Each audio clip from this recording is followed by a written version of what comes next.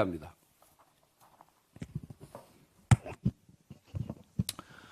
어제 본회의에서 국민연금 특위 구성이 무산된 데 대해서 한 말씀 드리겠습니다. 지금까지 국회에서는 공무원 연금이든 국민연금이든 특위에서 다루어지지 않았던 적이 한 번도 없습니다.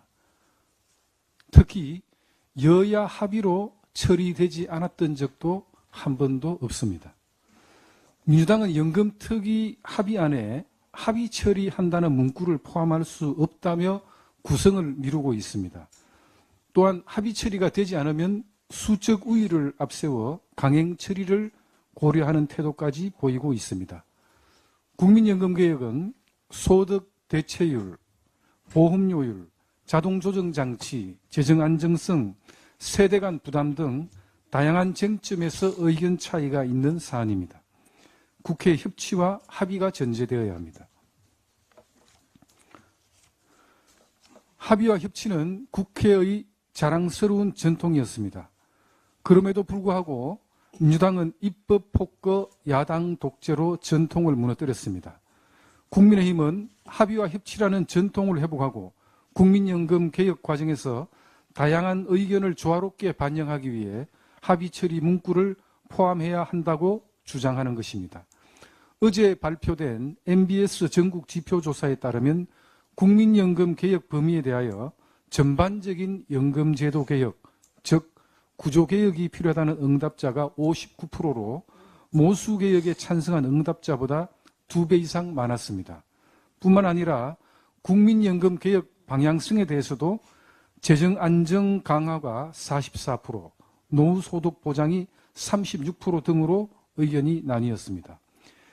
민주당에 촉구합니다. 국민연금 개혁의 개혁 범위 방향성에 대한 국민적 이견이 존재하는 만큼 연금특위에서의 합의 처리 원칙은 반드시 지켜져야 합니다. 수적 우위를 앞세운 강행 처리가 아닌 협치와 합의를 통한 국민연금 논의에 적극 협조해 주시기 바랍니다.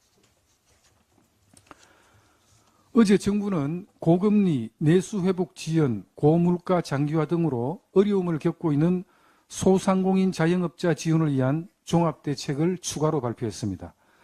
지난해 7월, 12월 정부는 2차례 종합대책을 통해서 금융지원 3종 세트, 새출발기금 확대 등의 다양한 지원 대책을 발표한 바가 있습니다. 이번에는 추가로 소상공인 착한 선구매, 선결제, 선지급 캠페인 확대, 3월에 온누리 상품권 20% 환급 행사 확대, 영세 소상공인 데이터 바우처 지원 자부담률 인하, 음식점업의 외국인 근로자 고용허가제 시범사업 직무범위 확대 등 추가적인 지원도 약속했습니다. 국민의힘도 국정에 대한 무한 책임을 지고 있는 정부 여당으로서 집권 여당으로서 어려움에 직면해 있는 소상공인 자영업자를 위해서 대대적인 신용카드 캐시백 시행, 매출액 1억 400만 원 이하의 저소득 소상공인을 대상으로 한 전기료 공과금 등 경영안정 지원 바우처 최대 100만 원 지원, 역시 저소득 소상공인을 위한 노후시설 장비 구입 바우처 최대 200만 원 지원 등 소상공인 자영업자 여러분의 부담 완화를 위한 다양한 지원 방안을 마련했습니다.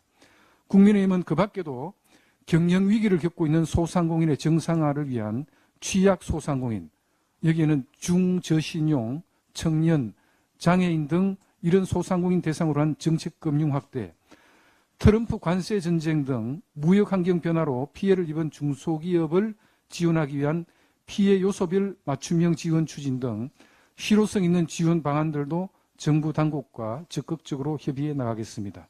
국민의힘은 앞으로도 정책과 예산의 온기가 모든 소상공인 자영업자에게 골고루 전달될 수 있도록 최선을 다할 것을 약속드립니다.